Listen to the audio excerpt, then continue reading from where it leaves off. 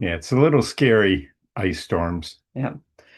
and then high winds on top of it. Has anybody got any questions about gardening? I mean, I know I have told Steve, actually, I guess I've threatened Steve a couple times. I'm going to start putting together my rules of snow shoveling.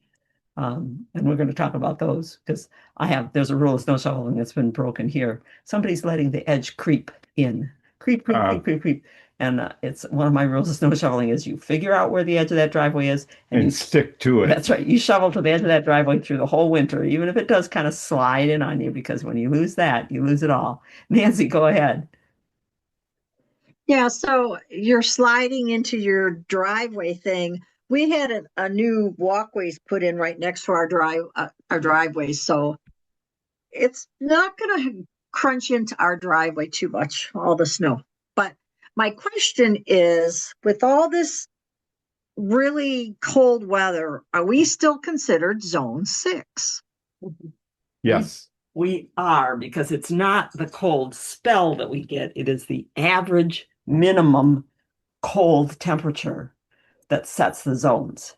And Because is 6 like a -10 or something? no, zone six is -10, yes, and zone 5 is a -20.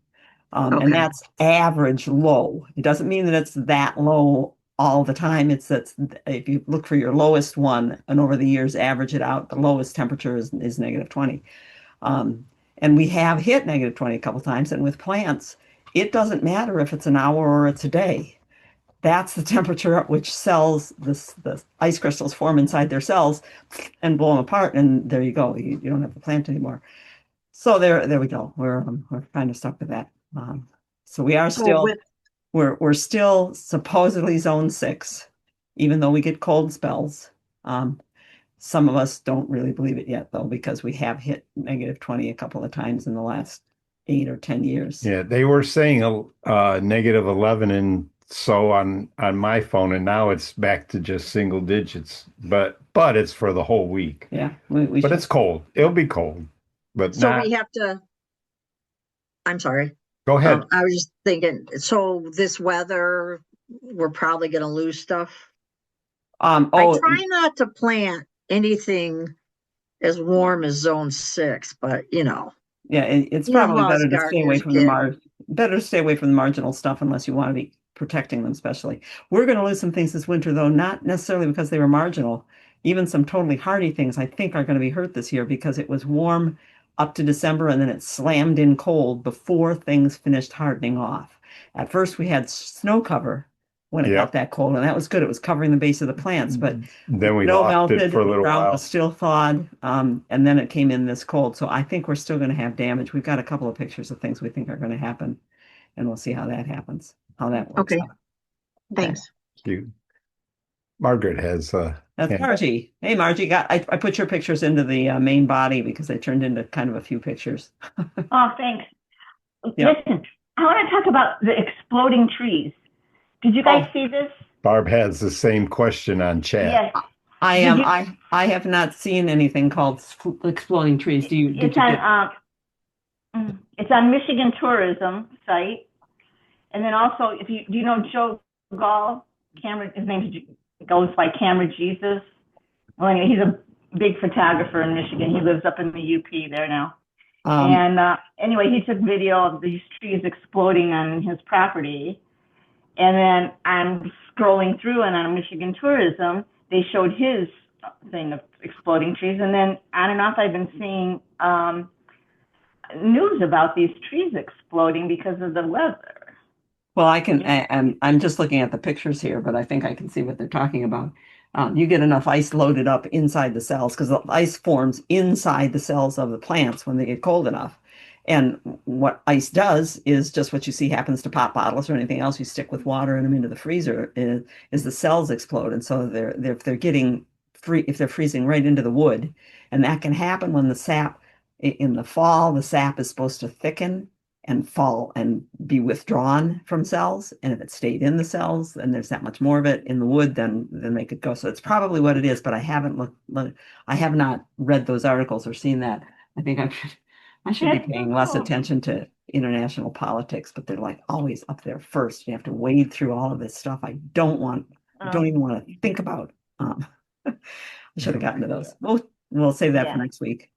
Michelle's wondering, does the wind chill count when talking about low temps concerning plants? You know, I tried to talk to, who was it who blew me off about that? Sonny Elliott. I was on a news show one time. We had a bid on the news show, and Sonny Elliott was there. And I asked him about wind chill. And he says, no, that's just what it feels like. And I said, but is it cold enough to make a difference in what freezes and what does? Anyway, I don't know. I wondered about it at one point. I don't think so. If I take what he said at face value, he said wind chill was figured out to figure what on our warm-blooded skin, how much colder the wind feels because it is evaporating as well as cold. Whereas absolute cold is something that doesn't have nerves and skin that would be a little bit different. So I don't think wind chill matters. Wind matters though. Wind matters a lot. The wind can make a big What's difference. that called? That's called there's a kind of advective and invective frost. If the cold air is moving through in quickly and the wind will push cold in quickly, then that is something that can make a difference because the plants have to adapt. But in our winter, when it's already this cold, I don't think the wind is going to make that much difference now. Interesting topics, though. But we'll see. We ought to get a meteorologist on here, somebody who can talk to me. It is time. It is time. Good evening. Oh, Go ahead, Steve. Go ahead. good evening and welcome to Free4All Friday. All gardeners are welcome. Come celebrate growing and cultivate problem solving, something we enjoy a lot. This is our 64th edition. We're coming to you from gardenatozz.org. I'm Stephen Nicola. I'm Janet Ganovich. That's me. We've been That's working her, together just in doing case this. you couldn't tell. We've been working together doing this for 40 years, and I'm afraid gotten a little too comfortable with it, huh? And we enjoy it. Yeah. Yeah. And we started our website in 2012 because we wanted to keep in touch with people that we'd been involved with through the school that we ran, through the newspaper articles and magazine articles that we wrote from sometime in the early 90s to about 2010 or 2012. But then we started writing for ourselves, so we put those and everything else that we could get a hold of that we'd written onto our website. We don't have it all up there yet, but there's thousands of pages up there, and what it does is it lets us move forward and write and learn about new things. And when we need to refer to the things we've already done, exploding trees isn't on our list, so now exploding trees gets to be. And does wind chill count? Yeah, it does wind chill. There's two things that I'm dropping things. we weren't specifically said, oh yeah, we know that. Well, I'm not sure we could say we know that positively, absolutely sure. No, we wrote it down so we wouldn't have to remember it, and that's the whole point. So we researched it once. We'll say, I think we know something about that, and now we've got a place to go and look it up. Yeah. Today we did quite a bit of it, so we'll show you that. We'll start off. Anybody have any questions? Yeah, if there are any questions, go right ahead. But we'll move on. I'm going to go again with a continuation of last week. I told you that we get critique from people on a regular basis, and we appreciate it. Anything you can tell us about what we did right, what we did wrong, what we could do better, anything. What you like, what you didn't like. Yeah. But we got one last week that was that was anonymous, so there's no way we can answer it, and we answer all of those. We would like to answer individuals plus the group. Right. So we're answering to the whole group now in the hopes that between last week and this week, we maybe have talked to Anonymous, because the point that Anonymous made was that it was unfair to be charging for our webinar service and then doing these Free4All Fridays, that we're giving away free answers, whereas other people have to pay. And so we thought about it and said, are we fair doing that? Should we change doing that? We started in '84 gardening professionally, and we were instructors in the off season, since that was my previous career. Our books took us to the Detroit News. The Detroit News had us writing a weekly column for 13 years. And as well as writing that column, we also answered all the questions that we got, which over those years was over 10,000 answers that we couldn't fit into the paper. But we loved it. We sat and said, wow, have you ever heard this one before? It took us in and out of so many places. That's how we found the Emerald Ash Borer. Yes, yeah. And in '95, we started the Michigan School of Gardening because we were looking to bring in more high-powered people who knew about gardening to talk, and we thought we'd have a center to do that. And over the 13 years that was open, whatever that was. We had about 1,500 students. I had a website. We had an online forum. The place rocked, and many of the people who met each other in those classes are still friends now. It's just really Yep. a cool thing to see. Then we also wrote our own what's coming up after we closed the school and weren't writing for the news anymore. And we posted on our website, and Right. they're intense. They're magazines. They're some of them 12, 14 pages long. Yeah. There's a couple 20. Yeah, I know. So then when we started gardenatz.org, it was to put things here on it, and we had a forum, a question and answer forum. Then when COVID came in and we had a whole lot of things lined up to teach people that winter, that spring, couldn't do it. We put them online and started doing the weekend walkabout.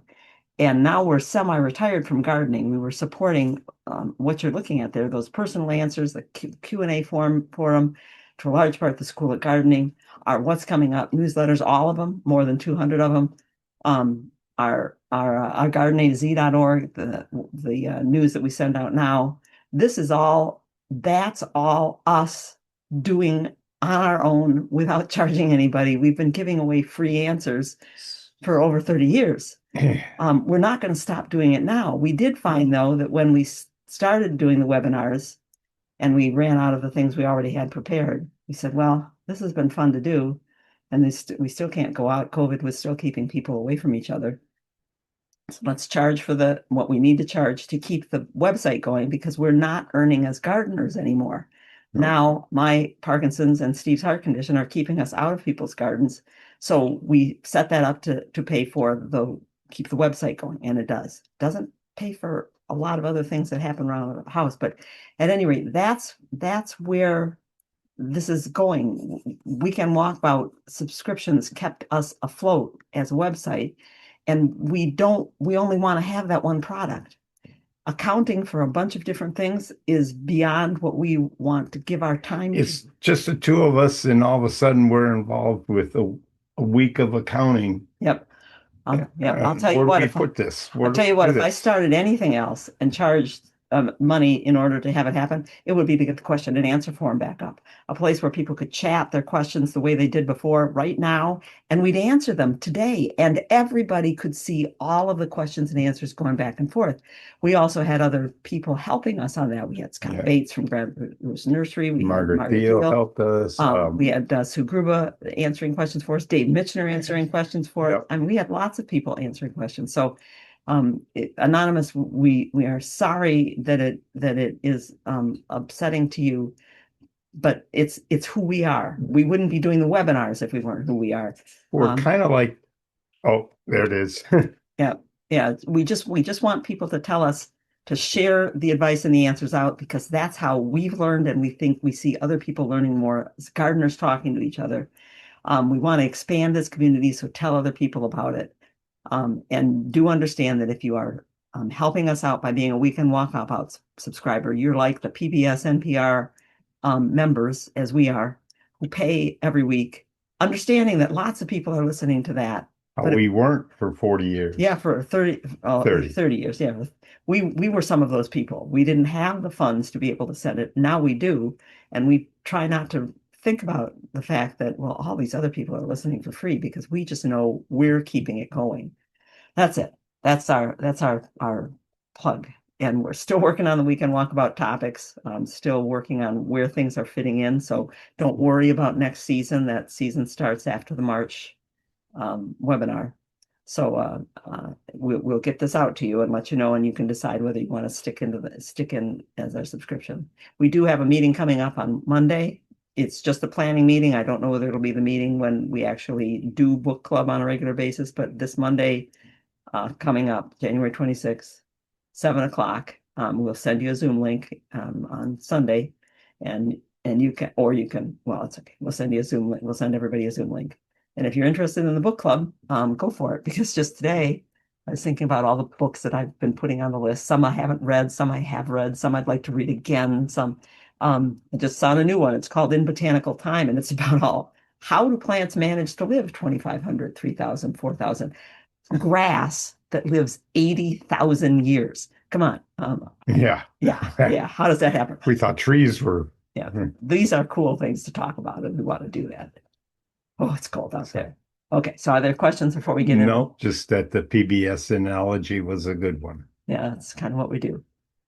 Okay, into this started out as something that Margie sent in a few weeks ago, and she said, "I want to look out my window and not look directly into that window there, and I really don't really want to see the cars in the carport either. What tree could I plant there?" And we explained to Margie a few weeks ago that we wouldn't put a tree there because it would end up being trunk and top. And you'd be blocking a top window, but not the bottom window that you're aiming at. And it would take a longer time to get there. You're looking for something like a shrub or a shrubby tree. There are some small crab apples that have a very short trunk. And Margie mentioned the Right light. there. I'm not sure, but I think she's that's, fine. yeah. I think the light comes from over this way, Margie, over by the carport. At any rate, we were talking initially about do it with a Yep. shrub, and maybe a shrub that keeps its leaves in the wintertime. A lot of evergreens that keep their leaves grow kind of slowly, but one that grows more quickly is leatherleaf viburnum. And we showed this picture, said you could have something like this. Now, those leaves that stay there through the winter, unless it gets really hard, they may be falling off now. Yep. They stay there until the next winter. Those buds open up and new leaves come on. And these plants are much better to grow in Michigan than say a rhododendron. Oh, much better, much better. I mean, They fold their leaves down like rhododendrons do when they get very cold, but that doesn't fall off. So you can do what we do. We do a lot of visualizing in our head. Ooh, that would look good there. But you can also do this. You can pull up some pictures of things like, right, pull up our recording of the Free4All Friday and do a screenshot of that bush. And then take that bush and put it on and also screenshot Margie's picture or your picture out your window. Put them into your PowerPoint or whatever presentation program that you have. We use Keynote, which is for Macintosh and Apples. Put that in there and then slide the other picture on top of it. And you can make it smaller based on if the red twig dogwood here is about 6 feet tall, and this wants to get 10 feet tall. You could say, I'm going to stretch this picture up and make it 10 feet tall, about half again as tall as the red twig. Or you could say, I'm going to keep it cut.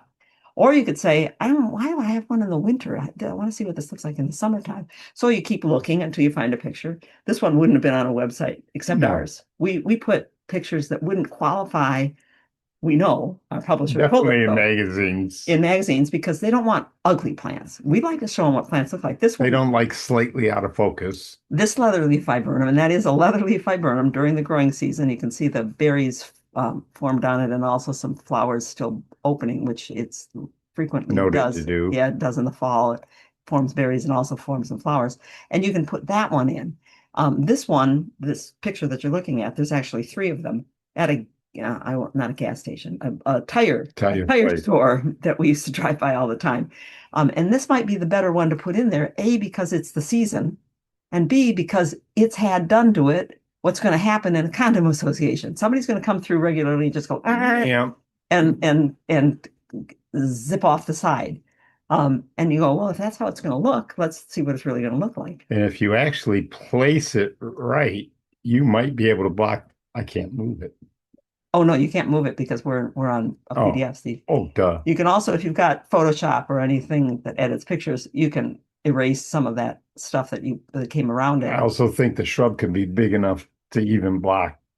It might. I moved its base around. Its base is right there. Okay. I moved its base around and said, I know that in a condo association, you don't dare ask somebody if they can make the bed bigger. You just sneak it out Right. bigger. But this would block the window for most of the year. Yep. And then if we still have something going on over there, that's where you look up and go, the closer it is to me, like my hand, the more that it blocks out of the view. Out there, my hand doesn't block so much, but down here it does. How about a banner hanging on that sill? And you can even bring a picture in and move it around and count, let's see, 6 inches, 6 inches, 6 inches. I need an 18-inch banner. And that'll block the whole thing for you. So we try to visualize, and that we do a lot of it in our heads. We explain it to other people, and I think we need, one of the things I looked at this week was a resolution we made a while ago to talk more about design, but we tend to get more questions about problems. Problems. We'd like Yeah. more questions about design. Problems, pruning, and hydrangeas. Yeah, right. No banner, not for the housing association. Too bad. You can't hang it on your window, on your trellis. On your own porch. I would be very tempted Yeah. to just do that, just a small one and hang it Yeah. there. Judith, just want to say that I do not resent paying for weekend webinars. Your time and that of the speakers you bring in are worth a lot.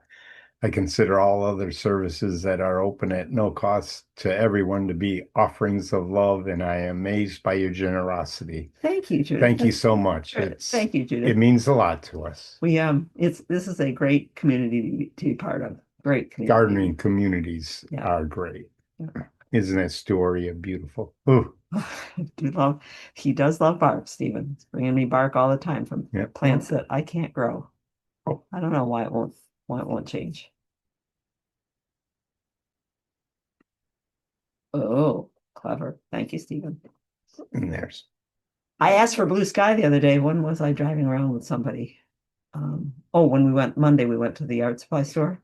It was so gray. I'm just so tired of gray. I said a little blue sky would be nice, and a little blue sky opened up that day above me. I had to be careful about what I wish for and do it for more important things than blue sky. A little bit of blue sky when you're grayed down, when the gray is getting you down, is sure nice.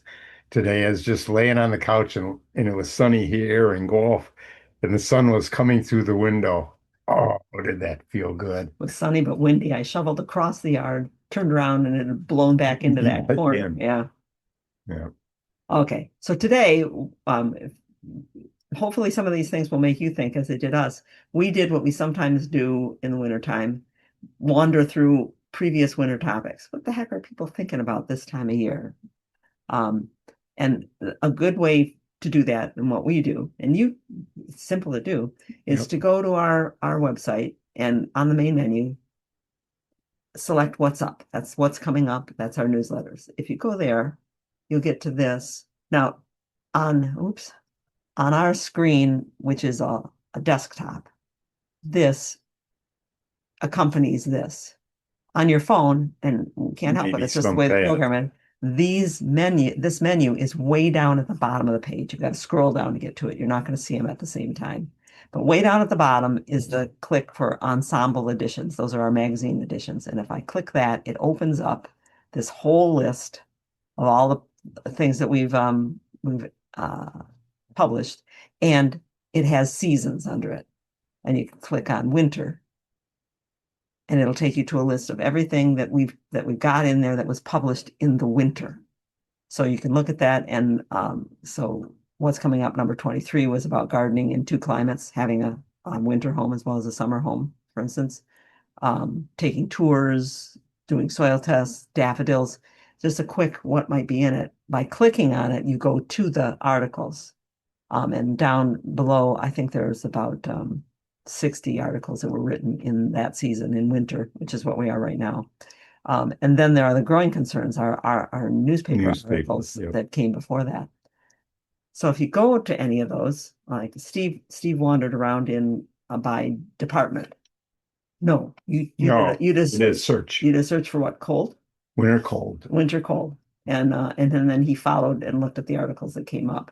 So this, for instance, was a winter when we had a lot of snow, I think at the time. And that looks familiar. Yeah, there were about 16 inches of snow on the ground, and it was happening all over the country. This is a map out of University of Oregon that was tracking above average snow, very high above average, a little bit above average, etc.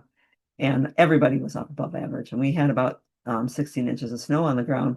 But when we moved the snow aside, the ground had not frozen. It came early enough. You could still dig in it. That it insulated everything in the garden, and that was great. And it was like that at first here until the snow melted, and then it got cold, and it's probably frozen, but it might not be as frozen as deep as if it was uncovered. You might be able to still crunch through it. Yeah, it's definitely not as deep as it would be otherwise. So that's in that case, it was good news for plants. It was keeping the snow warm, but it could do things for some plants. Like there are some funguses like snow mold and what's the I can't remember what the pink one is called. There are a couple of funguses that infect grasses, our turf grasses, if they are too warm and moist for too long without any sun or with too little sun. And so sometimes after a winter like that, maybe 6 or 7 years ago, we got a lot of questions from people about why is my lawn all white? So for a lot of plants, it's good. For some, it's not so good. Some things that do happen, and they happen even in a normal winter. Even in a winter that doesn't get down to zone 5's max average minimum temperature of -20, even if it gets down below zero, sometimes we lose things like forsythia buds on some bushes. So there's an article in this one you can get to by looking up winter cold, or you can go to the seasons. We've sliced, that's the flower bud. These are leaf buds on the outside, flower bud on the inside.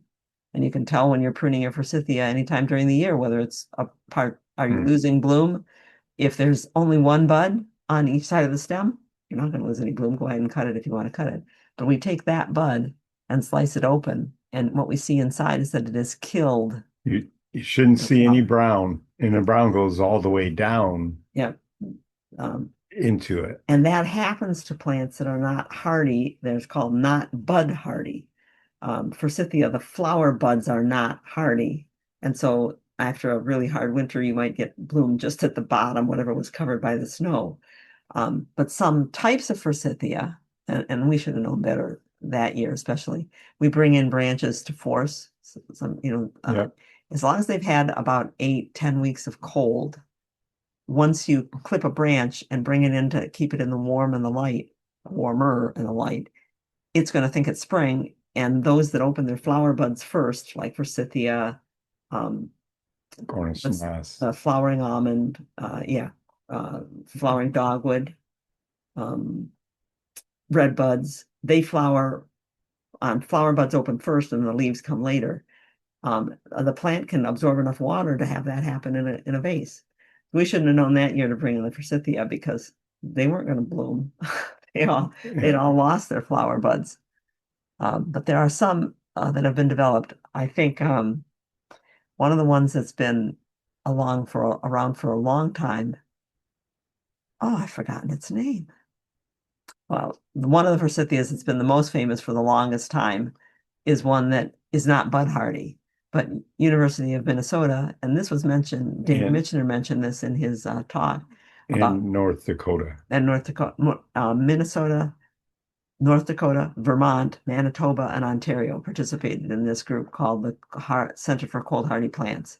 And they sent out people like Dave Michener and others to go looking for better seed source and whatever. And they came up with Meadowlark and Northern Sun and Northern Gold that are much better at keeping their flowers on them. They're also a little bit different color. You can see the yellow versus that kind of warm butter yellow.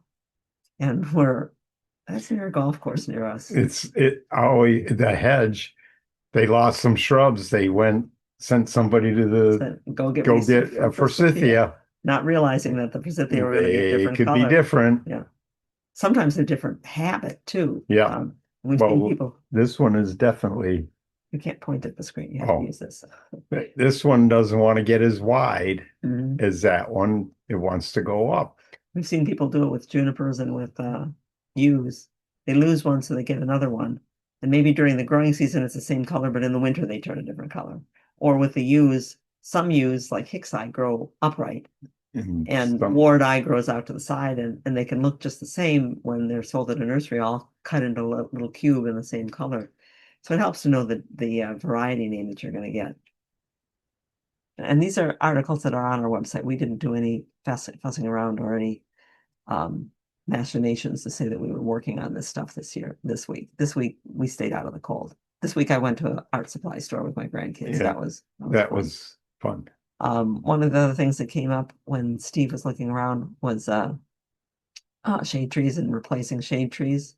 In this case, replacing things like this ash is lost to emerald ash borer. That one was, it's a cold. Yeah, but the reason that the article came up is because we're looking for a foolproof replacement tree. And what you're looking at right here is read this ensemble edition, or read it, or go to it. It'll be a link. Clicking on that brings up the PDF that is that magazine. Those articles are not individually on the website. We put the magazine on. So that takes you to the, It would take forever to put each article on individually. yeah, it's another thing that if I had funds, I would hire somebody to help Yep. us put more things on the website and get that question and answer form up. So if I click there, I then get that edition and can read through and look to see which place I want to get. And the things that was wrong here were about, what do I pull it up for an ash? And I want a perfect tree. So we went through some of the trees that we talked about and tried to tell people some of the differences. That's a Katsura gold and a Stewardia, Japanese Stewardia, red gold, both about the same shape. The Katsura is going to far beat the Be a lot Stewardia in bigger. size. Stewardia will get big, but it won't be near as big as the Katsura. Right, yeah, Stewardia maybe be 35 feet, where the Katsura is going to go 50 50. feet, maybe more than that. Yep.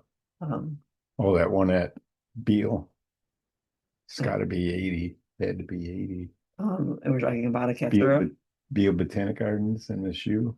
Are we talking about a Katsura? Yes. Yeah, oh yeah, that one is huge. That's a 4-story building. I'm not sure it's still there, but it's Yeah. Okay. So anyway, hiccups again. What's with the hiccups, Amelia? I haven't had hiccups in years, and now I'm getting hiccups. That's what we try to help you with. And we'd like to hear more of these kinds of things if you've got them occurring. If you're making changes or thinking about making changes in the landscape, people want to know possibilities and want to know how to think about what they'll look like and how long they'll take to grow. And those are endless for us. We could do possibilities forever. That was about the time, this was a 2009 is when we wrote this magazine. And that's when people were saying, is Emerald ash borer. We had a really cold winter in 2007, 8. And people said, oh, maybe it's be cold enough to kill the emerald ash borer. No, didn't kill anything. And they are still around, and they're still going to be around. Oh, you drive through, we've driven through Wisconsin where Was that this year? yeah, this year. We've also saw some of it in Colorado and out in Iowa and Iowa. And frankly, we looked and said now in their case, in these further states further out along the radiating damage of the damage line that was emerald ash borer advancing outward, they knew it was coming. And yet here's still these places that are in Iowa and in Dakota on the edge of the prairie, and they've got a windbreak that's 50 years old that's protecting their house, and it's full of ash trees. They could have started something new because the whole windbreak is dead and nothing to be done about it. Yeah, it's it would be nice to think that we could do without worrying about the emerald ash borer, but it's here now, and it's going to be around. And they're working on getting a resistance, but we'll see. Yeah. Another thing that happened with that same winter in that same article. So Steve looked up and found that article. I opened up the magazine and went, oh wait, there's also this. My son sent me a bunch of Pachysandra in a box. Can I? Yes, we send plants around all the time. There's no reason that you can't pack them up with something just like you would when we put lettuce in the cooler. I clean it up a little bit, take off any damaged leaves. Then I put a moist paper towel in against the stub, which I have cut clean again, kind of like you cut the bottom of a rose that you're keeping in a vase. Put the moist towel on it and then put it into a loose paper plastic bag. That helps keep it moist. And that's all you've got to do when you're sending plants around by mail. And then just keep them in a place that doesn't freeze but stays cool. If you got room in your refrigerator, put them in your refrigerator. If you don't have room in your refrigerator, maybe there's a place you can put them in a cooler in the garage, but keep them. What was it? Was it Kurt Pickens that was complaining to me about his daughter planting bishop's weed? Yeah. Goutweed, Agipodium. And he pointed in his garden. He said, I have all these wonderful ground covers here. We could have taken any number of these, and she bought bishop's weed to put in her garden. And he said, the way he said it just that way. We can't do it like Yeah. that. Yeah, send your plants He was around. wonderful. Most of us don't like to lose plants anyway. Then there's an article in there about how we get rid of invasive plants, and the plant of that particular week was it's called bell towers, or uh, it's Campanula rapunculoides, and it's got a couple of different names, but it does creep. It's called creeping bellflower. It creeps outward, but once it roots and gets flowers supporting that own root, then it grows a taproot, and they become nearly impossible to get out. All of them. Yeah. So Yeah. we put in a quick list of how we go about doing that, and a little more explanation in the article. And those things are all there. They're just, how do you find them? You go in and ask questions, or you call us, email us, text us. Oops. This was another Another winter problem thing where the hollies get damaged. and celebrate the unharmed Japanese maple. Yeah, it was funny that winter that we had a lot of dead tops, but not the Not damage to the that we expect to see on the trunk is usually what. So this was after that winter, and might be after this winter too. We Yeah. have a lot of exploded cells in evergreens as a holly. We might, yep, even yews might have some exploded cells. Yeah, I saw some yews that were really discolored already. Yep. But the buds may well be alive. If the buds are alive, if they were hardened off enough, then we're okay. People say you scratch the branch to find out if it's alive. You can scratch the branch and see green on this one, but it's dry green. This is moist green. What you're looking for Makes is a moist big green. difference. And so anything come spring, and even now, if we get a thaw, there's been, in my lifetime, there's been a thaw pretty much the third week of January and the third week of February every year. We're not getting it this year. I will see about February. But you can go ahead and cut those things off. But you can also look through a magnifier. This is the magnifier that you buy at, well, I think you can probably still buy them at camera stores Yep. to look at negatives. And it's enough, like a jeweler's loupe, to look inside that bud if you cut it open and decide whether you should keep the branch or not. We try to cut things back by a year's growth when things like this happen, and we have to determine what is 1 year's growth by looking at what's the newer looking twig, different twig color, and say, okay, you grew about this far in 1 year. So I'm going to cut you back to here so that you can grow a whole year and still be within the area I want you to see.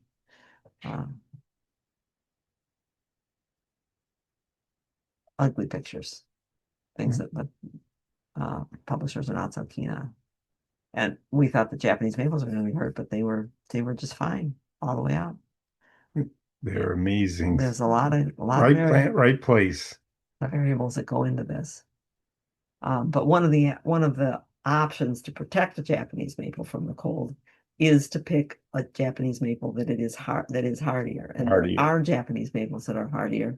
Here we are again with the Minnesota Landscape Arboretum that held up. The same group of people, actually, I think, were working on them. They actually brought in a couple of different species. Most of the Japanese maples that people like to put out in their courtyard and pay $1 zillion for, and they're not that special. It just bothers me they charge that much for them.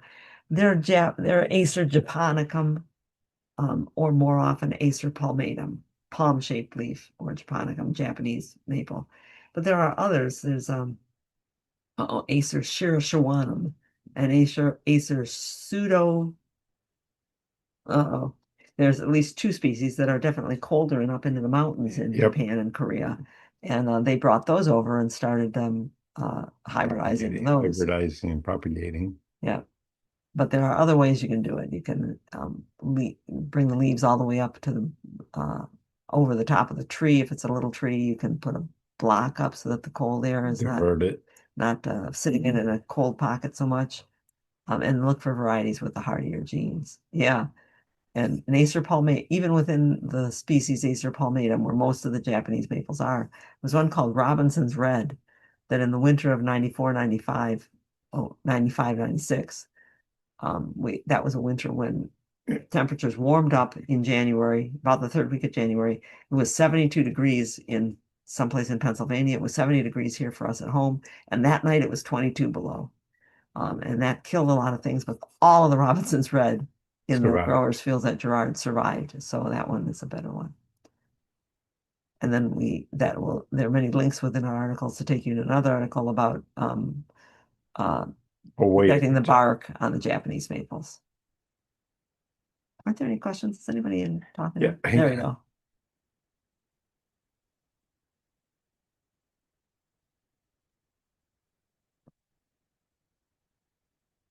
Okay, keep going. Wait, there was one more. Oh, Um, Karen, I'm so grateful for the Michigan School of Gardening. It's because of you two that I have had my gardening business for 26 years, going on 27. that's neat. The friends I have made are still my friends. I still have articles from the newspaper I cut out from your column. Thank you for all you do. Thanks, Karen. Yeah, Karen, I will still and always remember you walking into school with your face with red streaks on it, where when you found out that even pine was Scratching. irritating your skin like juniper does. Yeah. Will it ever be safe to plant the ash tree in Michigan? It may be safe someday. It really might. Eventually, with the ash borers here, there should be predators moving in on them. We might even have some of the ones that they're studying in Asia and trying to bring over specific predators that prey on it. They may move in and might keep the numbers down. We might get some ash trees that are selected because they appear to be resistant. But right now, it's not looking real good. No. It's not looking close. Judith, I got a couple of asters in containers last summer.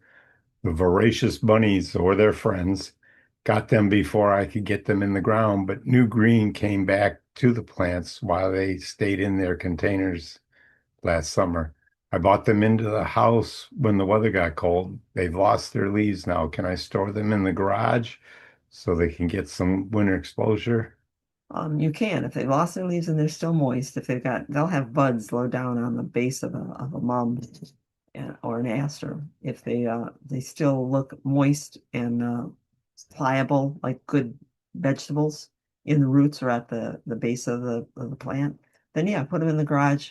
They don't necessarily need the cold, excuse me, but it will keep them from sprouting ahead of time. And you right now don't want them to open those buds that they kept until it's time for them to actually be able to grow them out and benefit from the photosynthesis that those buds can do. Nancy's asking, how far out from Southeast Michigan is the BTM? Uh-oh, BTM. BTM. Nancy, you might have to type in what BTM is. We're not sure what. We're drawing a blank. Okay. And speaking of packing up, does anyone know of a reliable place to buy ever-bearing strawberry bare root starts? Ozark is supposed to be good to zone 4. Ozark is a good strawberry, and we always got our berries from tree company, Stark Brothers. And they're a reliable company. They've been around for a long time, and they had Ozark. So go for them. The box tree moth, the boxwood tree moth. The last week, oh, boxwood tree moth. Oh, I don't know how far away it's gotten. I know we've seen it in Ann Arbor. Oh, we had a report from somebody who said that it's in their garden in Lansing, but I'm not sure that anybody really knows how far it spread, how quickly. Karen had a quick comment that bellflower invades my clients' beds, but it kept us in business having to remove it. Yeah. It was creeping in from the neighbors. Yeah, that's such a problem with weeds and creep. They come in across property lines, no respect for property lines at all. We had landscapers tell us one time they stopped by where we were working in a bed. I think they were working on the property someplace as a commercial property. And they said, how do you keep that bed so clean? I said, well, we started with a clean bed. That way we don't have to keep coming back to weed. And they said, we don't mind coming back to weed. It's job security. Oh no, there's lots of job security in gardens. Yep. I hate to pull weeds on a regular basis. Ruth has an ash tree that grew on her fence line. It's getting quite large. I'm wondering whether it will be affected again by the ash borer and whether it will continue to survive regardless. Time will tell. I think he'll be infected. Yeah. What we saw initially was that trees that were smaller than about an inch, and Carl Dahlhoff told us he thought it was an inch in diameter. If they were inch in diameter or smaller, they didn't offer enough cambium to keep the emerald ash borer alive through the winter. So they were getting some damage, but they weren't getting killed. Whereas the bigger trees, they were moving in on those and being able to survive the winter. Excuse me, have enough cold time and enough food to be able to do that. So it's possible that the tree is too small, and so the adult ash borers are not having luck with it. Their young are dying before they can mature. It could also be that because we have fewer ash trees in the area now, and they're There all may dead, not be any there board. may not be as many ash borers around, but all it'll take is the ash borer to work its way back in from some other area.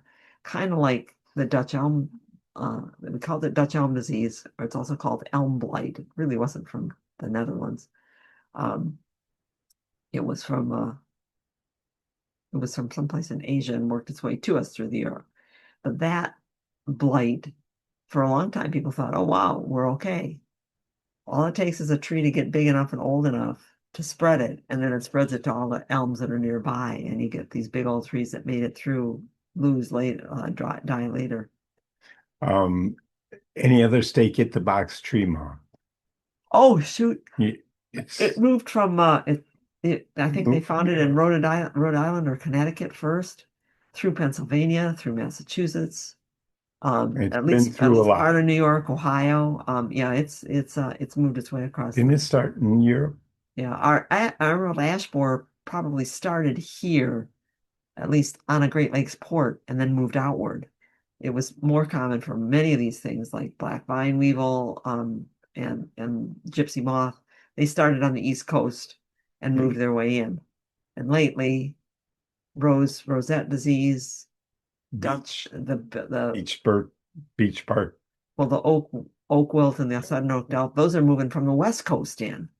I can't remember Oh, I can't okay. remember where the beach bark It disease came from. east, and Yeah. so did the adelgid or the Yeah. hemlock. I apologize for the yawning. I can't really. I don't know why this happens. My brother, who is a holistic health counselor, said the next time that you are yawning like that, he says, that's because you're relieving tension. And definitely I've been sitting for a long time. Yeah. That's relieving tension. He said the way to make that work better is the next time you yawn, stick your tongue out as far as you can while you're yawning. Well, I tried that. If you think you can stick your tongue out while you're yawning, good luck. yeah, good luck. So that doesn't make sense to me. Okay, so Is anyway, that Stark Brothers Nurseries that you meant? Stark Brothers Nursery, yeah. Yep. Yes. Yeah, Stark Brothers. Okay, so The these locals. all the Not way. down. Oh, not down. Across. There. So on each of these ones that are magazine type forms, there's a read or open this issue or download this issue. There's a link that's listed there. And when I go to that link, then it will take me to that article. This is the website. And here and there we put in pieces of them, but there's just too much to format and put on the web. This one. So this opens this one here was 17 pages long. Right. Even though some of it was just, and some of it was our very newsletter few that said ads. where programs where we were going to be talking. But this was here sort of lumens picking out plants, plant lights for inside the house, and explaining. It's what we looked up to find out what is the difference between lumens and watts and what makes a difference. When you look up about lights for inside, and when we wrote this, which was back in 2011, it was a specialty item to get grow lights. Yeah. Since then, a lot of places have decriminalized marijuana, and marijuana stores, and so there's lots more places you can buy them. But the thing about lumens and checking the lumens that your light has is that outside there's 10,000 foot candles or 10,000 lumens of light. And inside most people's houses, there's 500 to 1,000. There's a lot less light, no matter how bright it seems to you. And every inch you move away from the light source, when the light source is an artificial one, every inch you move away is a geometric change in how much light the plant gets. So somebody was talking about a banana tree, or a little bit later on, we'll talk about one fig tree that's 10 feet tall. It's almost impossible to light that plant sufficiently to keep it healthy and thick the way that it was when it was outside, because you can't keep the lights on it in enough places. So yeah, so they get ill. What do you got, Steve? Works if you put your tongue out as soon as you start to yawn. Nancy just tried it and it worked. Archie says dogs do that too to relieve tension. Well, there you go. All these I, things we're learning here. Okay, so if you want to learn about grow lights, go in, and if you put in the word lumens, I think it would take you to these articles here. We one winter we just got into some of the cool things that people have said, and somebody sent us a cool quote, and we started a whole section in What's Up called where is it? uh-oh, it's not We there. can't. It's probably right below here. Yeah, And it's our quote section. It's what gardeners say. Mentors. The mentors section has quotes in it. mentor's magic. Oh, there it is. Mentors Magic. And if you went there, it had our quotes, which are just fun things to look at and read through quickly. We put them in. You can go to Gardener's Nature and go and find a bunch of quotes about gardeners. You can find philosophy quotes all put together someplace else. But these are some of the ones that I liked about laying out of the spring bulb garden was a crucial operation, carefully charted and full of witchcraft. As the years went by and age overtook her, there was something comical yet touching to her bedraggled appearance. Her studied absorption in the implausible notion that there would be yet another spring, oblivious to the ending of her own days. I mean, this is just, wow, guys, this is so nice to hear. The trouble with the world is that the stupid are cocksure and the intelligent are full of doubts. I mean, what can you say? February. And I tell my friend Patrick this all the time. Now more than ever, one must remind oneself that it's wasteful folly to wish that the time would go by, as the puritanical old saying used to have it, to kill time until it kills you. Don't rush it. I know it's February, but it's not nice. And Christopher Lloyd's one of our favorite writers. Plants need to be moved around. You may have to move them a half dozen times before you get the position right or before they give up the ghost. But that's nothing to be ashamed of. Move them. There you go. So these are things that are there. We have a winter work list column. I think you found this one. Yep. It just all the things that we were talking about. Some of the things with Pruning the shape up the Japanese maple. And we'll talk about pruning the shape in 2 weeks at our next webinar. We give people the links to get there. We'll give you the new webinar schedule when it comes out. That's all on the website. We used to put where we were going to be in our newsletters. Now, because we don't send out regularly on the website, we don't have a place. We haven't been keeping up the calendar because it's a lot of work to keep up the calendar. It's a lot of work for us to keep up our own calendar. Where am I supposed to be? Saturday, Oh my God, Steve, I forgot I put it on the calendar, but I didn't put it on whatever. So we could put some things up. We do have a webinar coming up, a meeting coming up to clean tools at the Waterford Library. We've got a request from 2 groups that I asked if I come to do a tool cleaning workshop for your group, can we invite other people? And we'll try to tell you about those as they come up. Snowbirds breaking things down. These are the things that you find in the article so that you can read through the summary before you decide whether to go and download the PDF. Watering was what was of issue here. We had heard from someone who said, well, why can't we just have somebody come in? These companies spend so much money helping us take care of the plants. Why can't they just have some teenagers come in and do the watering? And we said, well, because watering is the most important thing you can do for a plant. We can't really influence the sunlight. We can't really influence the soil other than to loosen it up. But water, the other thing that they need a lot of. Who was Mrs. Gray's greenhouse? Sylvia. That was Sylvia. Sylvia Gray. She did all. I mean, she was in her 80s easily. Yeah. And she was still watering because she knew how to water. She could also tap one of the certain kinds of pots and tell if it had enough water in it. Yeah. Talk about experience. Your first rule is to put in the amount of water that it takes to wet the whole root system. Wet the whole root system when you water. Let it then dry down to as far as that plant likes. So the first thing you do is try to put enough water to wet the whole root system. And the second rule is test the pot to know if you actually need to water it. Don't water what doesn't need to be watered. You can, with almost any plant, pick it up. And if you know its weight, if you have gauged its weight fully moistened once, you'll know if it's lighter than. Yeah. Sylvia grew everything, Mrs. Gray, at Gray's greenhouse in Plymouth, Michigan. grew everything in ceramic pots so that she could tap it with a wood stick. And if it went plink, it was okay to water. If it went clunk, it was wet all the way through. So there are things that, and different things need to be watered different amounts. Jade trees like to dry down. They like to go dry and then be watered all the way. Whereas some plants like rosemary like to be watered continuously. As long as they have light. It's gotten into so many books now that rosemary, you don't back off watering it in the winter. If you have it in a low light situation, you're going to have to back off watering, but you don't want to do that to rosemary. That's how you lose them all the time. You want to keep them with its own light, growing light right on it, and keep it watered evenly, regularly. Right. We're running out of time, Stephen. 10-minute. Okay, 10-minute warning. People got questions they need to ask about them because we found a lot of cool things in here. In this issue from 2010 was the article about watering the pots. And somebody wants to change the season. She asked could we have just fall and winter and get rid of the rest of the time? I said, you need to move to San Diego and then go up into the mountains for the winter and come back home. Yeah. We told her, I said, well, what you did, we can't do much about that, but we did think about that. It's time for New Year's resolutions. And look at this, Steve. This is 16 years ago we made these resolutions.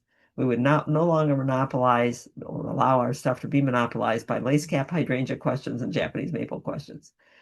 Oh, I think we got a little bit better. Boy, it's hard to stay away from those. We still get them. I mean, yeah. And that we would come up with some more alternatives to plants that people ask us a lot about with problems. We certainly have done that, but we haven't actually written an article that says, if you got a problem with this, here are plants you could try instead. So got an idea there for another article. Covering the vegetable garden problems from the prevention side, we've done a little bit, but not intensely as some of our other. And that I'm going to blame that on our lot. The house that we live in is shady except for out by the road. We're not allowed to have a vegetable garden in the front yard in our neighborhood. We can interplant things. That's a little different. We tried when we first moved here. I went and got a community garden at a park nearby.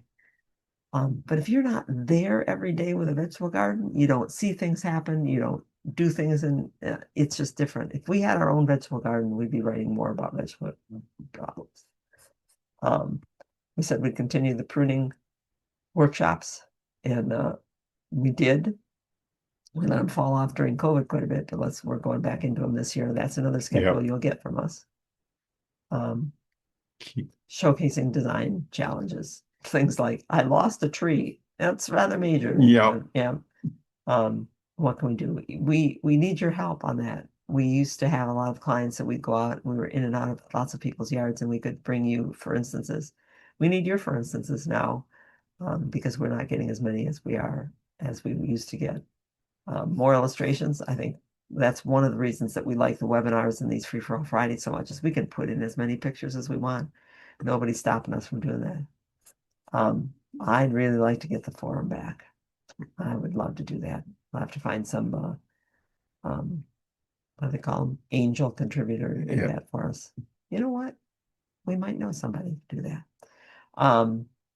The things we haven't put up yet, we did get for a while during COVID when we had some programmer people who were looking for work. We were able to hire some people to put up more stuff, but there's still a lot more of the lost issues that need to come up. Vowed to spend more time in our own garden. I think we definitely have that now that we're semi-retired. Up until then, not so much. Yeah, we were going to introduce two more sections: composting and neighbors, negotiating with neighbors. We haven't done that. Okay, and then there's watering. Speaking of watering. Watering? What? Watering questions. Oh, okay. Go ahead. Margie says her houseplants are drying up like crazy. I think I need to repot them with new soil and better pots, and then later said the water runs right through. That happens when plants get too dry, and they're so dry they can't absorb the water. They can't absorb the water quickly enough. When water runs through plants, your better way to water them is to submerge them, that's not, they don't call it submerge, they call it immerse them in water. So we would fill up our kitchen sink with water and take the pot and put it in the sink. Bubbles will come out. That's where the water is forcing its way into the soil. And then what's probably happened is your plants have become more root bound, not necessarily too root bound. There are plants that like to be root bound. Like jade. Yeah. Um, and all plants, as long as you change your watering, once they become root bound, you have to water them more often, but the same amount. If you know that it took, and that's in this watering article, if you know that it took that much water, half a pitcher, to wet this before water started coming out the bottom, then every time you water it, even if you have to move the frequency up because it dries out more quickly, you still put in the same amount of water. You still water the whole thing. So I would immerse yours, get them good and moist, feel the weight of the pot so that you know how much water they can hold, and then start testing them. You might find that you've been watering them every week or 2 weeks. You might find that you have to water them every 5 days or 10 days now. Yeah. And How did you get a jade plant to thicken up the trunk like that? it just grew for a long time. It started out as a little tiny guy. And we tried to transplant it once into a bigger pot, and it didn't said, nope, I don't like this. Did not want a bigger pot. We just cut it back. In fact, this is a picture after we cut it back. How did we cut it back and put it back in the smaller pot? We moved it outside every year, so it had lots of good growing conditions outside every year. We brought it inside, and during the winter, we watered it very little, if at all, because in the winter it needed to rest. Not much else we did. We grew it in sand. Jade trees really like just sand or a very sandy soil. Yep. But a lot of light. Suzanne said she just read a suggestion to use chopsticks to just test for wetness. If it comes out clean, it's time to water. That can work. It's the same thing though as putting a toothpick into your brownies or your cake to see if it's done in the middle. You need to be able to read that toothpick. Yep. I sure can't. I came up with another way to do that for a client, and I did draw it up. It's someplace in here. I'll have to find it. But she had pots with no drainage holes in the bottom, and she loved those pots, didn't want to give them up. But her plants, even the peace plant, which likes having water, were dying back because they had rotted roots at the bottom. So we repotted. We took the plant out of the pot. At the bottom of the pot, I put a layer of gravel, just a little layer of gravel. And then I put in a pipe, was it a straw? It wasn't a straw. It was a little thin pipe. Yeah, it was. What the heck did I use? Nowadays they have metal straws. Think of it. You think of it. It was just a very long straw that went all the way to the bottom of the pot. Then I put the plant and the soil back in, and we gave her a stick with a little bit of cotton on the end of it that she could fit down. That's right. It was a pipe from those of you who golf. It's to keep your golf clubs separate from each other. We bought some of the little plastic piping. Yep. So she could just stick it down there, and if there was water at the bottom of the pot, I said, Mildred, do not water it. So she could check that way to see what was wet at the bottom of the pot. Judith would appreciate an article on plants that rabbits and squirrels hate. That's going to take some work to figure that one out because I haven't done that before. Thank you. It's a good suggestion to look into and try to. Nancy says there's no lost articles to those who cut every article you wrote. Yeah, it adds up though. Those papers do. What happened to the repotted jade? Oh, and immediately within a week, maybe 2 weeks, it was pushing out new growth, and the leaves began shriveling on it, and it was during I repotted it in the spring, so no way should the leaves have been shriveling. That's right, like they do when it's going dormant. Sorry. So they started shriveling, they started discoloring, leaves were falling off, and I went, uh-oh, even the tip growth was in trouble. So it was probably only 3 weeks in that pot bigger before pot I took it out and put it right back in the pot that it had been in. What causes jade leaves to get very thin, not thick and healthy? Low light. Low light. I think they need more light than you're giving them. We overwintered summered out our jade in a garden in the shade. It was underneath pines and spruces. But that was a lot more light than in the house. And in the house, we kept it, it had its own grow light hanging right above it Uh, I put plants in in pots. pots with holes that fit in my favorite pot that don't have And it's holes. called a catch pot. And that is the best way to do it. Take the pot that does, like a plastic pot that does have drainage holes in it, and just set it into a decorative pot. A lot of times, as the plants get bigger too, the decorative pot, if it can be heavy, keeps the plant from tipping over. Tipping. Because that's one other time that you need to think about transplanting it to a bigger pot, is if the plant won't stand up on its own. It's after 8. Is it really? Okay, well then we have to go. Okay, so I'm not going to take you through everything here. Looking for the pine scale. People notice it now. They notice those little Yep. dots on the leaves that are going to hatch out. I'm sorry, The eggs. the eggs of are the slightly different. of the what's that one called? Black-headed sawfly. Black-headed sawfly. They're going to hatch out and eat your leaves, the needles. There's the eggs. And there's the eggs, and those are getting ready to hatch. They're turning brown. We're starting to get a clear skin on the egg, and they're coming out. That's the damage. And that's kind of what the damage can look like when it gets bad. And this is one that was affected by both the non-native sawfly and our native sawfly one year. One of the things about plants that run into trouble all the time is you got to look at, it's a mountain species. It doesn't like to be up against a wall. It likes to be where the wind can move through it clearly. So sometimes you have to look for something else to put on there. And you have to remember that you can kill sawflies pretty easily. They're like caterpillars. They're pretty susceptible to stuff. But you want to watch out to not kill the good guys. We told people that magnolia, when the petals begin to drop, that's when sawfly hatches out. So if you've got a magnolia, the big saucer magnolia somewhere in the neighborhood, you can use that as your timer. And just watch out for, don't kill the stuff that are there. Don't kill Yeah. randomly. Mice eat sawfly. They eat the larvae, they eat the eggs, they're hungry in the wintertime. Where insect excrement falls, they'll get one of those Honey. bad guys. You get honey, you get yellow jackets coming, and people will say the bees are bad and they'll go No. killing bees. Don't do that. Pay attention to what's going on. Okay, so bulbs are growing in the wintertime. It's okay that your muscari leaves get burned off, or your iris, netted iris. That happens. There's so much in there. We were having fun today playing dueling computers, and I don't have a jump built in, Steve. Okay. So we're just going to have to go through this. Rhymes for snowy days. Some people sent us our rhymes. Others we found in various books, and those are also in the website. Steve found beautiful pictures to go with them. Frank Harney. Oh, I miss Frank. Oh, The dandelions up, but that is all. And maybe something else between now and fall. But if there isn't, well, then I can't predict what or if or when. I can't predict it. That's what it is. we'll be Looking at different pruning books and what you might want to use. And yes, the weather is weird sometimes, but whatever it does out there that lets you to dig. If you got a shovel.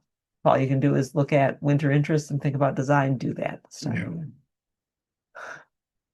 You might notice things like this in the winter and go, well, that really looks silly.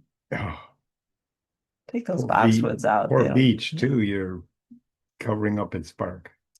Okay, we're doing a pruning. We moved our tool cleaning workshop to February 11th. So that's still coming up at the Waterford Library. You don't have to register. There's no charge. Just bring your tools. We'll remind you again of that. WD-40, honing stone, Dirty. Scotch-Brite pad, and a rag are things you need to bring. That's where we are. It's snow time, bayberry seed time. Seed of autumn joy entertaining us. If you've got a low enough level of snow that you can see it. Here we can't even see them where we are in Guelph. So that's it for Free for All Friday. Thank you all for being here. Yeah, we'll do pruning and shaping plants will be our webinar on February 7th. If you're not a webinar subscriber, you can subscribe to just one, or you can start subscribing now and make it into next season. And we'll be back on January 30th for our next Free for All Friday. It's also Our 50th our anniversary. 50th wedding anniversary, and we were also married on a Friday, so we Yeah. may be a little bit tipsy that day. Or weirder than normal. Have a great weekend. See you And around. thank you again, everybody.